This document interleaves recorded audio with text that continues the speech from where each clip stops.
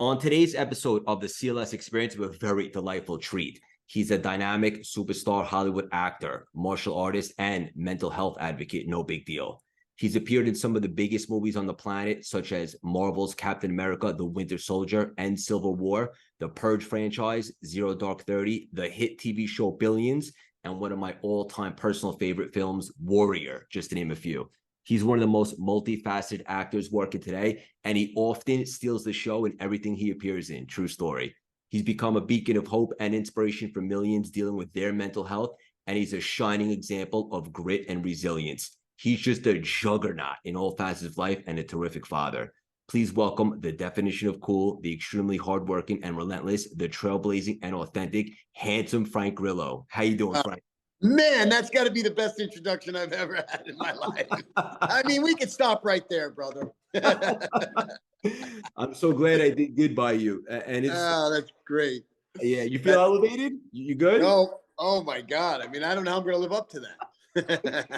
I'm so excited for today. I'm genuinely a diehard fan, and I know a little bit more below the surface than most people probably do about you. The funny part is we probably could have chatted for an hour, and then at some point I was like, let's hold some of this juicy stuff for the show. For the audience listening, we're about 4 million now. In case you're living on the rock and you're not familiar, do yourself a favor, do a deep dive on Frank. Check out everything he's got going on, his content, all the stuff he talks about in regards to mental health, his movies. What I think is most valuable today is we just have an unbelievable conversation. Before we dive in, we're going to get a little weird. You ready for me, Frank? I'm ready for you, brother. What is your superpower? Kindness. Yeah. Kindness. And by the way, it wasn't always. That it was a learned superpower, and part of the benefits of getting older and hopefully wiser. Definitely wiser. Yeah. Yeah. It's funny because I'm only 37 years young, but at some point my life's just getting started because I reinvented myself. But something that I know now to be true is that you can read all you want in a book, you could hire a mentor and so forth, but sometimes you just have to go through life and get that experience to become wiser. Would you agree? Oh my gosh. I mean, look, now more than ever, we have at our fingertips, through the internet and through books and different publications, we have so much information. That being said, you need to live life. You need to experience it. I mean, you could punch a bag every day for 4 hours a day. You still can't get in the ring and fight. You've got to live it. You've got to spar life, and you got to get knocked down. And it's interesting because you're reinventing yourself at 37. I reinvented myself at 47. Yeah. It never stops. It never. You never get to an age where you go, oh, now I'm here. I'm at an age where I know everything. I got it. We're good. Yeah.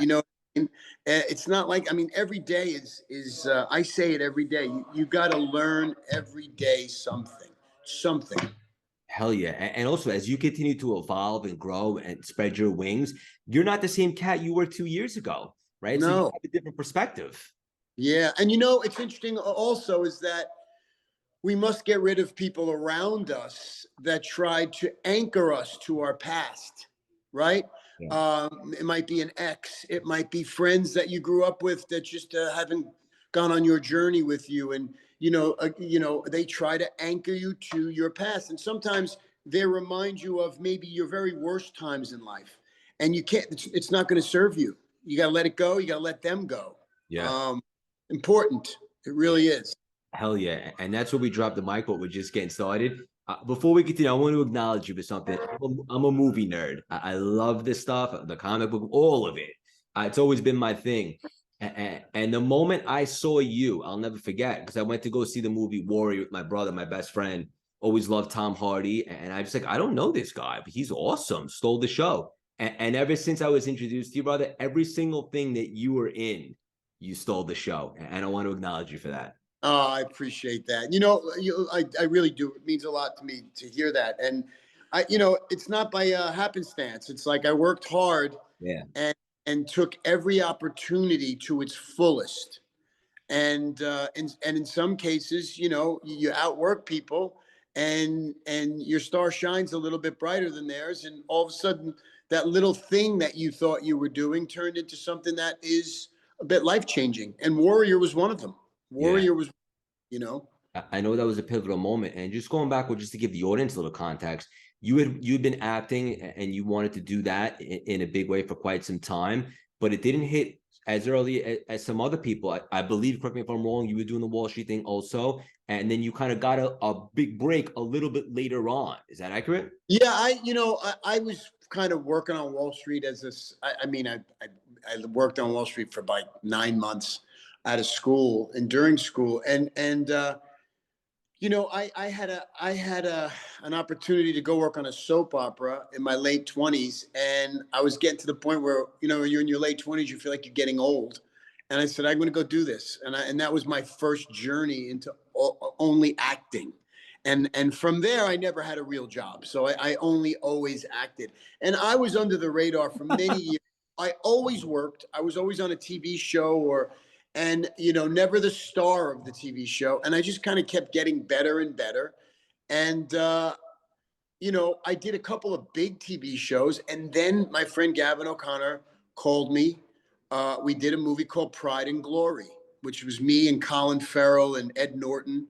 It was a really good movie, and again, I had a smaller role that caught the attention of a lot of big agents, and I got signed by one of them, and then Gavin put me in Warrior, and I think that was a long time ago, and that changed that made me a movie actor. That put me in the movie business, and then through things like Captain America, I did The Gray. It was another huge opportunity for me. And even as recently as 5 years ago, when I did Kingdom, I did a series called Kingdom that was very, very popular. That changed me as a leading man in television. And so it's constantly an evolution. It doesn't stop, Yeah. I'm at an age where a lot of guys are trying to find work because they kind of stagnated because they hit it young, and they stagnated. They didn't try to get better. Yeah. And, I have several friends, Bradley Cooper being one of them. You'll hear him talk about all the time. He's a hugely successful star, director, actor, Academy. The thing about Cooper is every time I hear him speak, he always wants to be better. And there's something to that. It's that Tom Brady effect where Ooh, yes. always, in some cases at the cost of other things, You're speaking to so my soul. I knew there was going to be synergy here, but I know exactly what you mean. Maybe it's a gift and a curse. It's that mentality like you've never arrived. And as a right. result, you never get complacent, but at the same time, you're always hungry. That's right. You treat the last like the first, and the first. I mean, it's the song that Jay-Z sings. Every time I go to work, I treat it as if it's the first time and the last time I'm ever going to work. Right. So I'm excited to be there every time, and I work as hard as I can as if it's going to be the last time. And that's what perpetuates more work and more good work. And it's the complacency, and it's the lack of being grateful, not only in my business, obviously in anything you do in life. I think that causes people to stagnate and not grow, and then eventually you find yourself in a position that's not very comfortable. Yeah, beautifully said. And I'm just curious, right off the cuff, you mentioned Bradley, and he obviously stepped into the directing thing. Is that something that you might be interested at some point, is directing? Yeah, I mean, look, as long as I've known Bradley, and I don't know him, I know him fairly well. We're not friends; we're friendly. But he was on that trajectory from when he was a young man. Like he saw it, and he struggled with substance, which is no secret, and came out the other side. And he's just, guy directed his first movie, and he got nominated for Oscars. That's not an accident. No. Success is not an accident ever, ever, never, ever, ever. Never. And so I talk about it all the time. I mean, I repeat something that all of us have, I think, either read or heard about, and that's the 10,000 hours. Yes. You got to put in the time, man. And anyone you see that's successful has put in time, has put in the time. So beautifully said. And people always look to me like, I can't believe what you've done with your brand in 2 years' time. When I first started this thing, I had 300 Instagram followers. But what they don't see is two things. Number one, I've been working on myself and my inner game for 15 years, personal development, sharpening the axe, working on my mindset. And then also in the beginning of the pandemic, when a lot of people were doing a lot of Netflix and day drinking, I started this thing and I was working 18, 19-hour days because that's what it took in the beginning. But nothing will ever substitute reps, right? Especially in the beginning. Yep. And you're right. Look, a lot of people want to go out and be good time Charlies when they're younger, and they want to be at all the parties, and they don't want to miss out on anything. They want to have fun. And then, they're wondering why these other people, 10 years later are living in the big houses and having a nice life. And those weren't the people you saw out. Correct. Every night. It's like, it's about sacrifice, man. Like I'm friends with a lot of fighters. And these guys, they're not out drinking and partying and whatever you see them celebrating after they fight that's about it. It's like sacrifice. They have to sacrifice everything to get what you want. And instill that in my kids. My son just directed his first movie, and That's awesome. he's 25, and the first cut of the movie was horrific. It was terrible. And my friend Gavin O'Connor, who directed Warrior, and we watched the movie and we gave him copious notes. And afterwards, and I saw he was upset, and I said, "Hey, man, now the work begins. Yes. You could go one of two ways. You can shit the bed and think this is a movie and you'll never work again, or you take our notes and you go and you make a movie." And 4 months later, he's took our advice, worked really hard, and he's about to finish something that I think we're all going to be really proud of. But that went either way.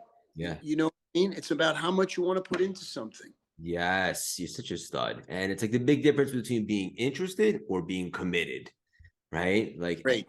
Right. Yeah. And I want to ask you, because when you were first getting it going and maybe you didn't land that warrior role just yet, did you ever get dejected or you were just in love with the process? Oh, bro, I hated. Listen, I'm not going to lie and say yeah, I must have been on fucking 5,000 auditions and they all said no, And at some point you go, "Oh, wait a minute. I must really suck."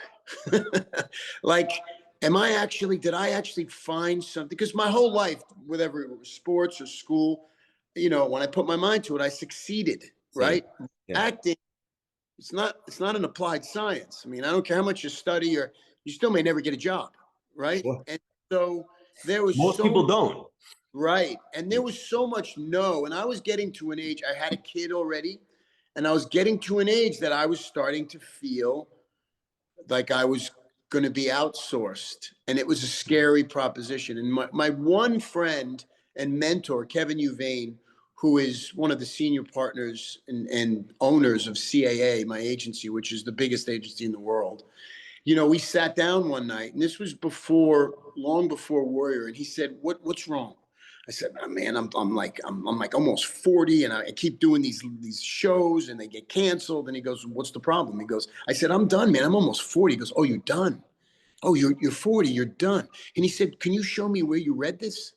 I go, "Come on, man. You know what I'm talking about. 40, it's kind of over." He goes, "In your mind, it's over. But in reality, nobody's thinking about you and how old you are, okay, except for you." He said, "Here's my one piece of advice. And I've carried this with me, and I've said it on talk shows and podcasts, and I say it every day to a person who asks me about, how did you do this or that?" And I say, first and foremost, there are no rules. There are no rules. It doesn't matter if you're 8 or 80. There are no rules. Now, is your journey going to be a little more difficult? Are there some other obstacles you may have to endure? Maybe, maybe not. But an obstacle is just something you have to get around, right? That's it. And so I looked at him, and this is a guy who represents everybody from Meryl Streep to Tom Cruise. I mean, this is the guy, right? And he said, "There are no rules." And I said, "That makes sense to me." It resonated. And from there on, God is my judge. I never thought about my age. I really didn't. And as I got older, I got more successful. And the times where people are saying, "Oh my God, the work gets thin," it become abundant. Abundant. Yeah. So there are no rules. Work hard, outwork everybody you possibly can, And you got to believe. I mean, you have to believe, and never stop getting better. Like that's it. There's no secret. That's it. This is awesome. And for the audience, run that back, grab a journal, and so many things to unpack there. First of all, you are abundant by that. And I love that word. And like what really happened there? Like you still were aging, we're all aging every day, but you changed your vibration, right? All of a Yeah. sudden, what was a limitation was like it's just an opportunity, right? Yeah. And it's a frequency, and you became available and a vibrational match for all the abundance out there. Whereas when you, if you were thinking about, oh, am I over the hill too? It's blocking, it's interference, so to Of speak. course it is. Of Yeah, course. and then and we're all meant to be abundant and infinite, but you realize it, you became aware, and then you removed it, and then you were available. Right. And I think that, Buddha said, like, the other thing was, when I was at a certain point, I was trying to pull success towards me, Yeah. right? If I had a little, I wanted to pull it towards me, right? And I wanted to push away all the things. I wanted to make believe I wasn't getting older. I wanted to push that away, right? And Buddha said, if you desire something, don't pull it too close. Or if you don't desire something and you're afraid of it, don't try to push it away. Because once you move your hands, that thing that you're trying to pull is going to go away. The thing you're trying to push is going to come back. So let it be. Like John Lennon sang, let it be. And Yeah. it's easier said than done to Yes. just accept things, right? To just be and know you're not going to control this, that, and the third, but you have to be in it, accept it, and understand it is going to move like everything else in life. Now, it's taken me a long time to get to that place, to Same. get to a place where I'm not reactionary over people or over obstacles and things. I don't worry about money anymore. It finds its way to me. It always finds its way to me. Yeah. I don't desire too much, which is a dangerous mechanism, desire, right? Those who desire too much are fools, right? The desire can kill a person. It really can. Too much desire, which is something else I instill in my children, is not to think just because something is out there that you need to have it, right? And I know I'm going all over the place, but No, this is awesome. it Awesome. all kind of circles back into how I exist. Do you This know? this is exactly what the audience needs to hear right now, and I love all of it. And also, like something that I've really been working on is understanding both the masculine and the feminine energy. And from my understanding, the feminine energy, as opposed to masculine, which is go go go, the feminine is a little bit more be and allow and receive. And once I really started buying into that, just as you just attested to and explained, things started to gravitate towards me. Right. That's exactly. And you know what? We're just discovering it. We didn't invent it. Like Yeah. what we're talking about, the philosophies we're talking about are thousands of years old. Yeah. Thousands of years old. And you can go back even, and I like to read the Stoics, the Seneca, Marcus Same. Aurelius stuff. And when you kind of really start to follow it, you're like, wow, they knew that a long time ago, before there was information available, before there was a global community, right? These guys were living a life that for me now works. Like Yeah. Same. that's how I live my life. And I find it all, I'm like you, like you know, there's two kinds of people. There's believers, and that those people, I mean, religion, organized religion.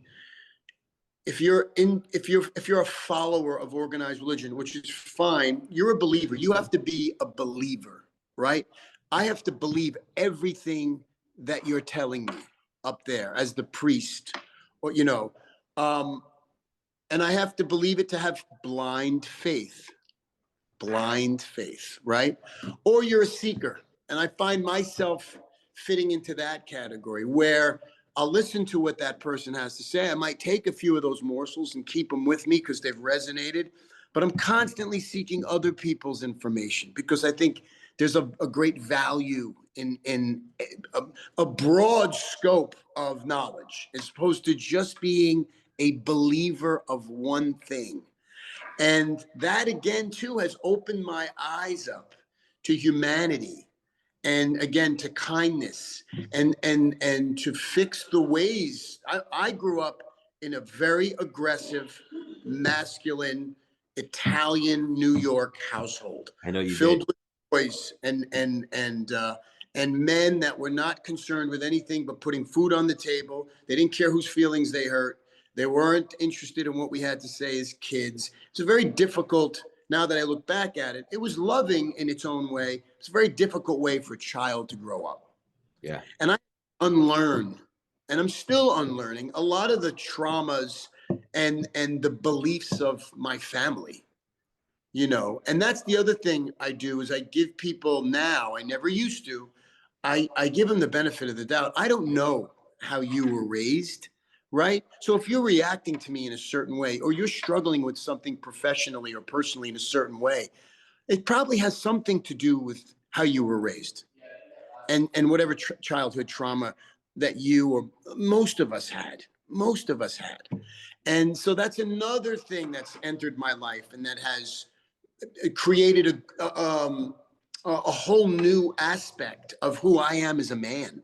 Yeah. How I deal with my kids, how I deal with my coworkers, how I deal with friends, how I deal with women. I'm divorced. I've been married my whole entire adult life. I've been divorced for the past 3 years. I didn't really know much about women. I really didn't. I mean, I was set in my ways, and it's been an incredible learning experience. And again, I bring it all back to being a seeker and wanting to get better every day. Yeah. That's it. And where do we begin? Right? So much nuggets, so many nuggets there. And I love that I'm also a seeker. And to be honest with you, I didn't really like identify it until you just explained it. And I was like, that's me, right? Because you take what you like from certain things and then you leave the rest, but you kind of have to lean into it and experiment and see it for yourself. Right. You really do. And you know, I've traveled the whole world. I've been lucky enough to travel the whole world. And you know, I remember going to Israel, and you know, there are different levels of religious people in Israel. You know, there are people who are very westernized, and they look like they're from New York, and they live in Tel Aviv, and you know, they drink a happy hour every night. And then there's very serious religious people that live a certain specific life. And to the outsider, it's almost cultish, right? But I got to sit and speak with those people as much as I did the people that reminded me of myself. And I took so much from people who I normally probably wouldn't have the opportunity to get close to.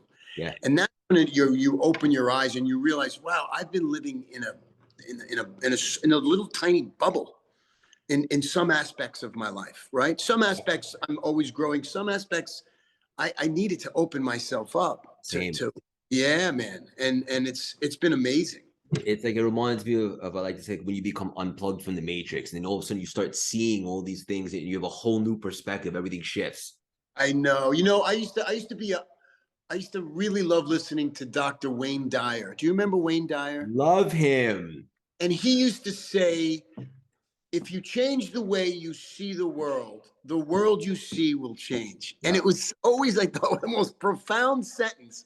Like, if I change the way I see the world I see will change. That's it. That's amazing and true, Yes. right? It's like you said, the vibration. If you change your frequency and your vibration just a little bit, it's like somebody takes a cover down and go, "Oh, that was there the whole time. You just weren't allowed to see it." That's right. And Yeah. it's exactly what you said earlier. Like I'm approaching 40, that it's over, but wait a minute, time out. With a different perspective, says who? There are no rules. Now all of a sudden you look at it from a different angle. Now everything opens up. Yeah, brother, I've been to places in Africa where the elders in the community are not allowed to speak until they're 50, because they consider everybody under 50 not knowledgeable enough they're kids. They consider them, now these people live to be well into their hundreds, But imagine that, like you're thinking I'm going to be 40. Now I'm 57. I can't Are believe that. you? Yes. Come And on. yeah. And so I look at you at 37 and I go, you have no idea how much you're going to learn in the next 7 years from where you are now, man. Like it's going to be profound, Brother, right? you're doing something really right. I just want to say. No, you got to live I do. I live a certain lifestyle, and I train every day, and I put in my body what my body needs and doesn't just want, and I try to live a good life. Yeah. That's what it, and I've been knock wood, I've been fortunate enough to stay healthy and look younger than I do. Not that it matters, but Yeah. I do. People get to be surprised when I tell them I'm 57 years old. My mom was just blown, and I didn't mean to interrupt your thought, but you were saying when I'm in 7 years from now. Oh my goodness. I'm in the gym and I train every day with some pros and some amateurs and some, I lost you, regular Joes. And I outwork all of them. I outwork the pros. I work with the pro. We do strength and conditioning. Justin Fortune is my trainer. He trains Pacquiao. He's strength and conditioning. I outwork him. Because I know my body and I know how to push it, right? When you're 25 and you're just all piss and vinegar, you can, right? You're exhausting yourself. I know how not to do. So there's some great things with getting older, right? We said it earlier in getting wiser. And I don't know where I heard it, but I heard it recently where it's a shame for a man to grow old and not know what his body is capable of. Because we in the West have been raised to think you get older, you get frail. Not true. That's a Western way of thinking. Yeah, I mean, I'm in the best shape of my life. I I mean, believe. I get stronger and stronger, and Yeah, it's here, man. It really is, and that's part of why I continue to work the way I work, because I do these action movies, and whether they're big or small, and I'm the leader. And so I got to be the most fit, and I've got to be on set the earliest, and I've got to stay the latest. And that's all part of conditioning. yeah, Whether you're conditioning this or your physicality, you've got to stay conditioned. yeah. This is also part of your identity. Like you don't really see limitations where most people do. Like you No. stay on fire, you perform at an elite level. You believe that you got to set the tone and lead by example. And who should tell you otherwise? Right. I got a guy in my gym, Joe Russo. He's 82. Last week he was in there sparring with a 25-year-old kid, and they were moving around. And I'm like, that guy's 82 years. My father died when he was 71, never exercised. This guy's 82. He's in there every day. In his mind, Yeah. 82 means nothing. He's not stopping, right? And so I look at that guy. You think I'm not learning something from him? Of course. Yeah. Yeah, this is all. Only negative I got going on is we don't have 10 hours to chat, but I think it's just the beginning of the friendship. I want to pivot into some of the mental health stuff, but before I do, I got to ask you selfishly, what was your favorite role and why? I don't know that I have a favorite role, but I can say, And I should say so far, because you're just giving yeah, there's two roles for me that, you know, I loved, I loved Warrior because of what it did. I loved what it was, and I loved what it did for me. It allowed people to see me, right? And so that role to me will always be in my heart as the most important thing I ever did. It really was. It was a pivotal moment in my career, whatever career I have, right? And then, you know, because it was it was a four season arc of a character I got to develop and envelop and then see it through, was Kingdom.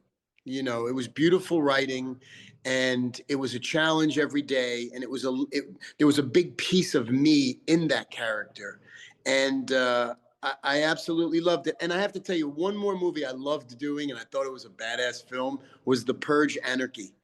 Movie It was a awesome. throwback. like those 70s movies like Escape from New York. I loved, and I just was making believe I was, Kurt Russell. It was awesome. It Yeah. was awesome. And there was another one. Was it election year? Election year. Yeah. Yeah. Yeah. Those movies were great. Yeah. And I think we're going to do one more, and it's going to be focused around that character. So fingers crossed. I'm hoping we get to do that before I am too old. Those movies, to be honest with you, all these movies were awesome. And also, I just want to say this: the Warrior, based on getting to know you now and knowing that you love the fight and all that stuff, like Warrior, like talk about the perfect storm. Like you were Oh, available, and it was your friend, and the perfect role at the perfect time. yeah, man. And Gavin O'Connor, to his credit, and I love him, and he's a dear friend, and I'll always be indebted to him. The character wasn't on the page. He wasn't. And he said to me, we call each other Bubba. He goes, Bubba, you need to create this. I need to film you doing what you think this guy would do. You fill in the blanks, man. I'm trusting you to make this guy one of the other leading roles in the movie. And I said, I got it. And I went down and I lived with Greg Jackson, who's one of the greatest MMA coaches on the planet. And I went down and I lived with him, and I watched and I studied, and we had a lot of fun. And then he came back up and he was a technical advisor on the movie. And whenever I was in that corner, I'd look at Greg and go, what would you say? What would you say? What would you say? He said, say you don't have a house. You lose, you don't have a house. And so One of these my were favorite lines ever. right? And they were flying in and out of my head, and it was fantastic. It was the most creative thing I had ever done. And He's not your brother. He's in the way. he's not your brother. He's in the way. That was my line. That was my line. Literally one of my favorite movies of all time. And I remember when I saw it, like I thrive of inspirational stuff. I just love it. And if I'm ever in a dark place, like I watch these movies and they just get me so excited, so drunk. Yep. That movie, one of my favorites ever, got me so good. And specifically your lines, and just awesome and so emotional, so well done, everything. Yep. Perfect. And that's Gavin O'Connor. Gavin O'Connor's 6'5", was an All-American linebacker, University of Pennsylvania, Ivy League, brilliant mind, huge body, badass athlete, had it all, like really was, and then struggled. He had a father that was a super detective in New York in the 70s. He had this tumultuous relationship. So thematically in his films, there's always that father-son struggle, brother-brother struggle. Understood. And there's the it's almost a little over sentimental, that feeling of beating the odds, by the way, I like things that are a little over sentimental, little sad. I do, man, especially when it comes to sports movies. I'm crying. I'll give you a quick story. Lionsgate sent me to New York to see a cut of the movie Warrior. I was in LA, and they said one person's going to be in there with you, and his name's Robert De Niro. He wants to see the movie. So I'm sitting in the theater. I'm figuring De Niro will be what? He sat next to me. He doesn't even know who I am or I'm in the movie. 3/4 of the way through, he's crying. And I'm going, oh my God, Robert De Niro's sitting next to me crying, watching the movie. He's crying. He subsequently, right after that, called Gavin O'Connor and asked him to direct him in Lombardi, about Vince Lombardi. And Gav was like, I need a break from sports movies. He had directed Miracle, the great. I remember Kurt Russell. Yep. Yeah. So anyway, I digress. But I loved, and then I love doing The Purge, because I love those 70s and 80s movies, those kind of campy, and I got to kind of fashion the character. It wasn't written that way, but I got to fashion this character after, like, basically Kurt Russell in Escape from New York. Yeah. And it worked. Yeah, it was great. It was great fun. Yeah. Hell yeah. I agree with you 100%. And I imagine the Marvel movies are fun too, just from that set. Yeah, and by the way, when I did Captain America, both of those Captain Americas, Marvel wasn't Marvel yet. Right. Marvel was still in its infancy stage as a studio. Like nobody, they had done just Iron Man, right? Yeah. And it was successful. Captain America was with, nobody knew who Chris Evans was. Nobody really knew Chris Evans. He just looked like the All-American, he'd been in a couple of movies. And so it was kind of just fun to go and be in this comic book movie. And it was big. Like, they spent a lot of money, and we had a blast, man. Everybody became friends. And then when I went back and did Endgame, I mean, it was like, wow, look what this thing became. Yeah. And now Marvel, I mean, you hear Quentin Tarantino talk about how Hollywood has been Marvelized. Like either there's those movies which everybody shows up for, or there's every other movie which kind of struggles to find an audience. It's an Yeah. interesting place we are in cinema these days. Yeah. And that movie, just touched upon that, it was so badass because it had a different tone, probably because of the Russo brothers or whoever. It was just different. It was like a spy movie. It was like a cool Right, action spy movie that was also right. Marvel. You I thought think that? to me, as a movie, it's still the best. It was a great script. Which Robert one? Winter Redford, Soldier? yeah, Winter Soldier. I was watching last night while I was doing work, the elevator scene where you're like, Cap, it's nothing personal. Yeah, I mean, it was all great, and it was all there was very little special effects. You Yeah, know, nowadays all these movies are so too much. heavy with the special effects, and that was a real movie. Like Yeah, Robert Redford. yeah, I mean, now everybody works for Marvel. yeah. When I did the Avengers, we all had cameos in the Avengers movie, Endgame. They had their 10-year anniversary in Atlanta where we shot that, and everybody who's ever been in a Marvel movie showed up on stage to take a photo with all of Kevin Feige and Stan Lee. And at one point, So I cool. mean, I'm standing next to Cheadle and Pratt, and we're looking over, and there's Robert Redford. It was, if a bomb had dropped, it would be the end of Hollywood. Like I mean, every fantastic female actress was there, and you realize how powerful they've become. I mean, they Yeah, employ everybody. yeah, So yeah, there you have it. yeah. So cool. Pivoting for a second, I want to talk about mental health. It's one of the things that you're so big on right now, and I Yeah, I know you lost two people very close to you. I know you don't like to use the word suicide. They took their own life. yeah. Someone specifically, and look, like, how can we be better? Is it talking about this stuff more? Is it not holding this stuff in? Like, what do you want to see more of? Well, I think what you're doing is critical. I think, you said it best when, you said you grew up in a household that, talking about, your vulnerabilities wasn't necessarily on the forefront of your mind. And I think that that doesn't serve us as men. Yeah, I grew up in a house where you just didn't talk about how I feeling. felt. Nobody Yeah, gave a shit how I felt, right? And that's wrong. The first person I lost this year was my boy Chris Uvain, who was my manager, he was my business partner, he was been my friend for 25 years. He was very vocal about his depression he was. and about his meds. He Yeah, was constantly trying to help other people through his struggle. And then he just got into a place where he was just about despondent and could not find a reason to live. And during the process of trying to find a right combination of drugs, he took his life, right? And in a horrific way. And that opened my eyes up to what's going on with men. It's, and I think unfairly, and I always have to be really careful, brother, about how I even sure. talk about this. I think we've vilified, somehow we have vilified men in this country.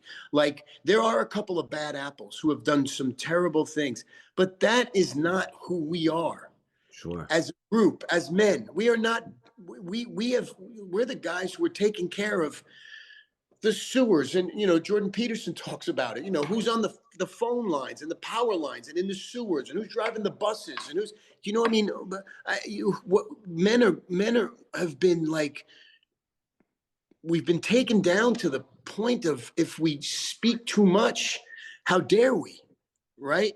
So And I true. think we get rid of that before it gets to a point where it backfires and we see more and more men taking their lives, or just falling apart and succumbing to alcoholism or drug addiction. Yeah. I have three sons. I worry. I have a son who's 25. Like I'm constantly monitoring, because I'm worried about what the environment is that this kid lives in now. Yeah. Where maybe I don't know if you feel it, but I feel like my friends and I joke about it. It's like, well, we can't say anything. God forbid any of us say anything. We're not allowed to talk anymore.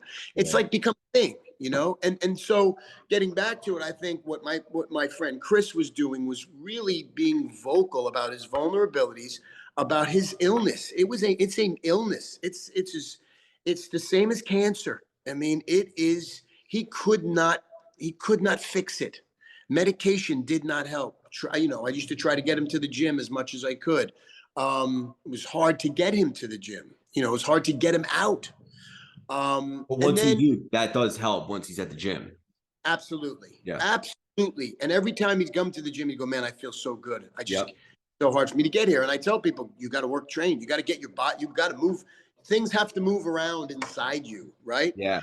So he did that, and it was a really tough 3 months. And then 6 months had passed, and I started to kind of accept, and started to really be vocal. I did a bunch of podcasts, and I really like to talk about it because people need to hear. And when I do, their ears perk up, and you can't Yes. believe guys just chime in and or reach out to me and go, "Hey brother, I heard you on the Jay Glazer show. Thank you so much for being a voice. You made me feel good today." Or I get it. It's like they needed permission, but what you're Yes, doing is, and I won't acknowledge you, Frank, because the conversations like this are helping to break the stigma so that people can speak up. of course, man. And by the way, I deal with my own depression. I deal with my own anxieties. Same. I keep. Sometimes I wake up at night and the house is empty, and I'm like, am I going to be able to take care of these kids? Like, am I okay? Like, you just start and you go, oh, wait a minute. And I make a relationship with that voice, and I go, oh, you're here. Oh, hey, man, how Yeah. you doing? You wanna screw around tonight with me? Okay. So that I learned to make a That's a good relationship. technique. Yeah. Yeah. Yes. Go, oh, what do you? Or I'm on the road and I have anxiety about something, and somebody cuts me off, and all of a sudden I'm that old Frank Grillo again. I'm like, oh, wait a minute, you're here. Oh, why did you show up? Oh, you want to take me down that road, that unhealthy road that's going to lead me to somewhere maybe very dangerous. Go back. I don't need you today, right? Yep. And so, because it's never going away. Listen, You get to choose what you're available for or what you're not available for. right. That's exactly right. Look, I'd be lying to you if I said, oh yeah, I've conquered my short temper. I've conquered it. It's gone. It's not, but when it shows up now, I know it. And now I can talk to it and go, oh, wait, what are you doing here? Oh, you're here because you think I really want to kill the guy in the car. Of course I don't want to kill the guy in the car. He just cut me off. I'm going to turn the other way and forget about it. And so I know it sounds hokey, but it No, works. it's Yeah. effective. Yeah, Yes. it's effective. It's effective. So so Chris did that, and so 6 months later, I'm starting to get to a place where I'm okay, and I'm talking to his family a lot and my family, and I have a cousin. He's really my brother. We grew up together in the same household, and I've known him since the day I was born. And we're 2 years apart, and we're thick as thieves, and we're close. And so he calls me. He's getting divorced. His wife has the kids in Montana, and he said, "I need to come and talk to you." He came to my house. It was a Thursday. I could see he was a little down. He was never a depressed guy. Opposite of Chris, never spoke about what was wrong. Right? It's and what you learn is it's not about what people are saying, it's what they aren't saying, right? So he was never telling me anything was wrong, but everything was wrong. Yeah. He was telling me everything was okay. He was just feeling a little bad about not seeing his kids. And so he spent 12 hours with me on that Thursday. And then he had to drive to Montana to see his kids. And Sunday, after seeing his kids on Saturday, he went upstairs. He was staying in the same house with his ex-wife, which I told him not to. And he shot himself in the head in a house where his children were. So I said, wait a minute, I can't even comprehend. This was a man who loved his kids more than life itself and never alluded to being depressed in a way that he would even jokingly talk about suicide. And so it was the antithesis of Chris. So and this just happened like 2 months ago. Yeah. So Sorry. here I am. And this is a guy who's been in my life every minute of every day since the day I was born, right? Can't get closer. Right. And so now I have these two guys who are gone in much different circumstances. And I open my eyes and I say to myself, I gotta be involved somehow. This is a sign from whoever is above that you need to be involved and use whatever platform that I have Be proactive. Yep. to be proactive and to talk about mental health. I have a company that I'm involved with called Contenders Clothing. We make all kinds of underwear and T-shirts and sweatshirts. The Godfather, Top Gun, all the athletes. We have it, and we're now contributing a portion of the proceeds to mental health awareness. So through whatever avenue or outlet I have that I can get people to listen, or I could give back to mental health awareness, that's kind of become my next stage in my life. Yeah. Yeah, because men need help. Men, I don't care. I know we live in a time where everybody thinks we're equal, and then we're not equal. We're not equal, and it's okay that we're all not equal. But men need help. It's tough times. A lot of people went through COVID for 2.5 years, and we live in a time now where we have inflation again, and unemployment is high, and men are struggling, man.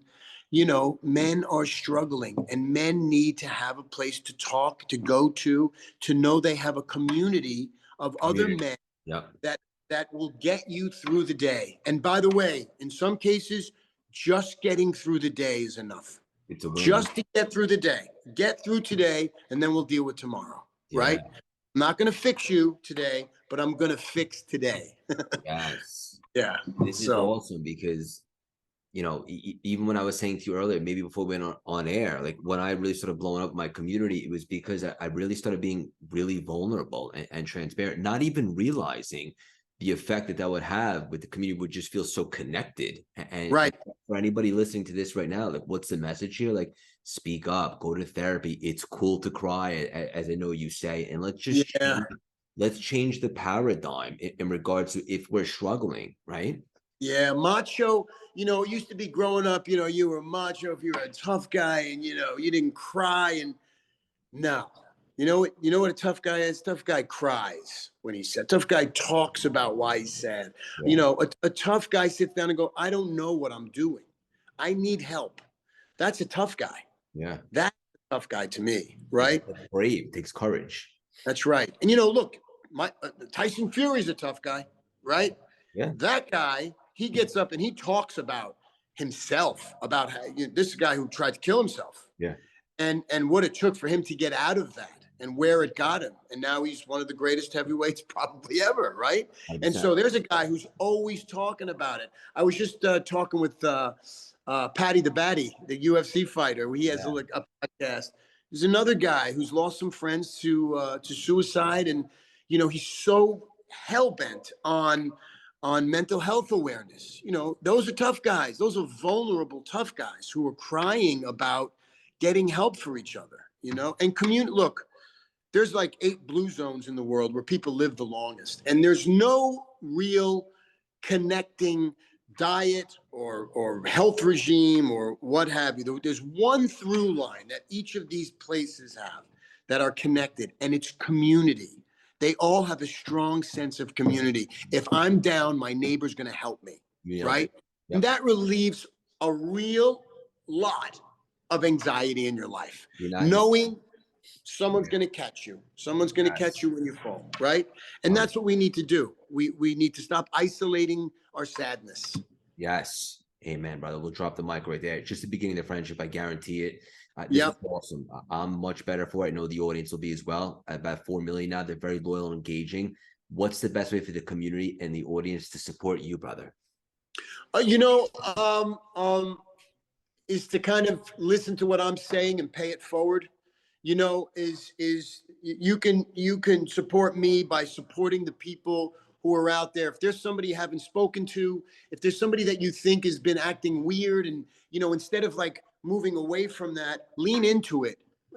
Behavior is consistent, if anything. And so if behavior becomes inconsistent, go in and find out why. And hopefully it's a conversation, and it makes the person feel better. But in some cases, it's going to take more, and you'll be rejected because that person doesn't want to share. But make the time. Forget about bystander apathy, because there's nobody waiting next to you that's going to help the person. Yeah. You have to be the one. And that's how you could support me, is to let's support each other in making sure that we're okay, man. That's why I always ask when I see someone like that, I ask them, how are you twice? How are you? Good, good. How are you really? Right. How are you really?